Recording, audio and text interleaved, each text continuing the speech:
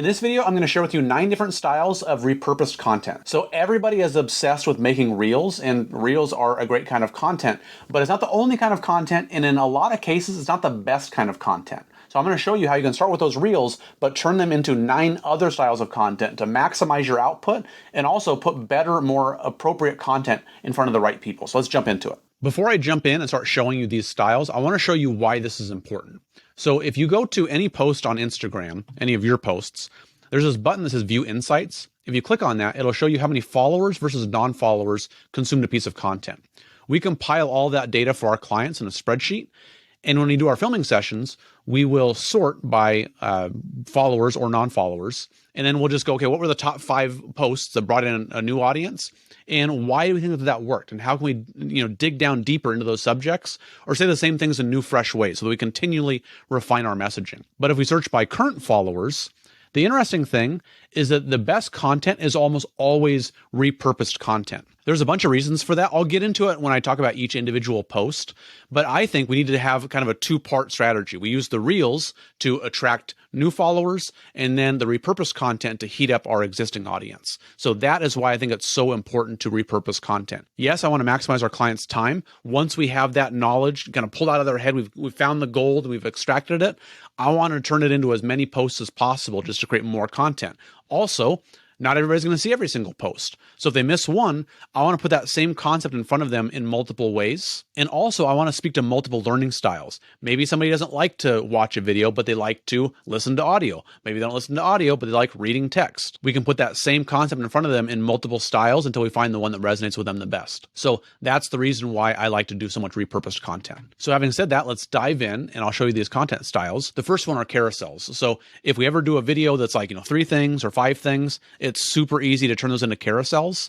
The thing I love about carousels is that if we can make them really value packed, it feels like a resource. It's not just a piece of content. It's almost like, a little encyclopedia or a lead magnet or something. People will save those. They can come back to it again and again, especially if we position it as, we're giving somebody a solution. We're selling an end result. If they save that, now they own that end result. Even if they haven't read the whole thing, at least they own it. They know where to find it. They can go back to it again and get that result. So I love making carousels for our clients. Another way to do carousels is non-numbered style. So it doesn't have to be 5 things, 10 things. This is Stephanie Hewson. She's It's Exo Gingy on Instagram.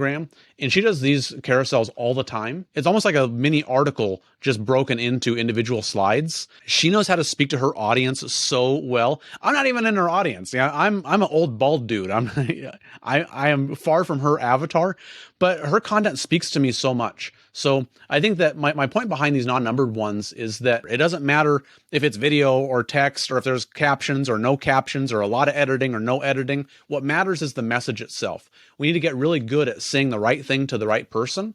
And when you do that, you can get creative with the medium. So just write out a bunch of text, break it into individual slides and do a non-numbered carousel. I love doing content like that. Another one is long text image posts. So just post a picture, no text on it whatsoever, but have all of the text in the description itself. Make like a really long post. I don't know about you, but there's a handful of creators that I love consuming their content like that. I feel like it's almost more relationship building. It feels like they're writing a message just to me.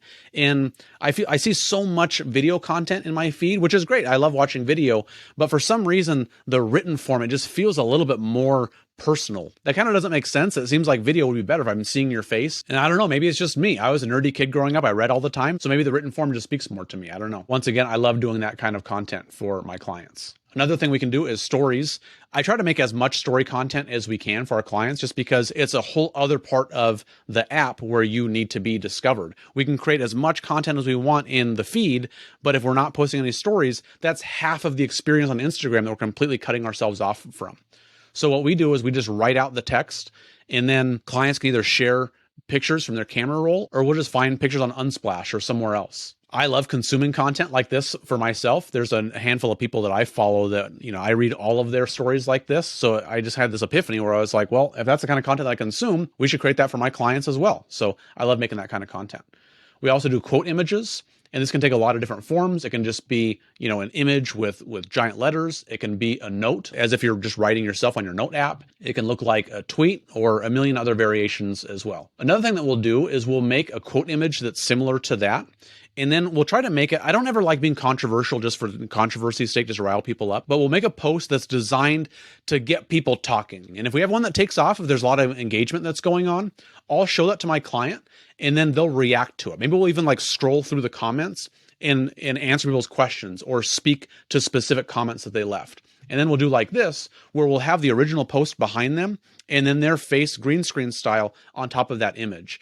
And then we can even kind of get chains going where we spark a conversation and then we react to it. Then we keep it going. We can react to that one again. So I love doing these multi-part videos, and it kind of trains people too that, hey, if I take the time to engage and to comment, it might be worth it because I'm going to end up in this conversation that's going to get recognized and replied to. I also like doing tweet threads. So rather than one individual one, we can have, 5 or 10 slides that you can swipe through. One thing I love doing with these also is we'll film a YouTube video and it'll be 5 things.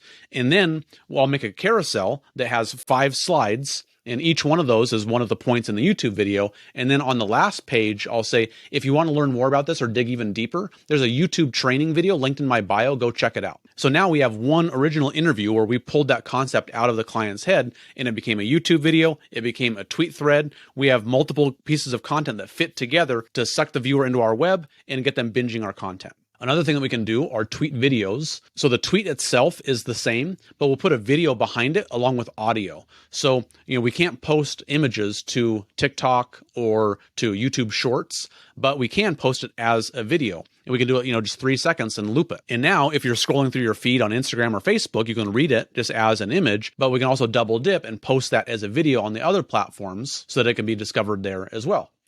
I also like making animated quotes. So the content can be exactly the same, but rather than looking like a tweet, video where each phrase or sentence pops on the screen one or two. Now that you know the kinds of content to create, you need to know how to create them. It's a lot easier said than done.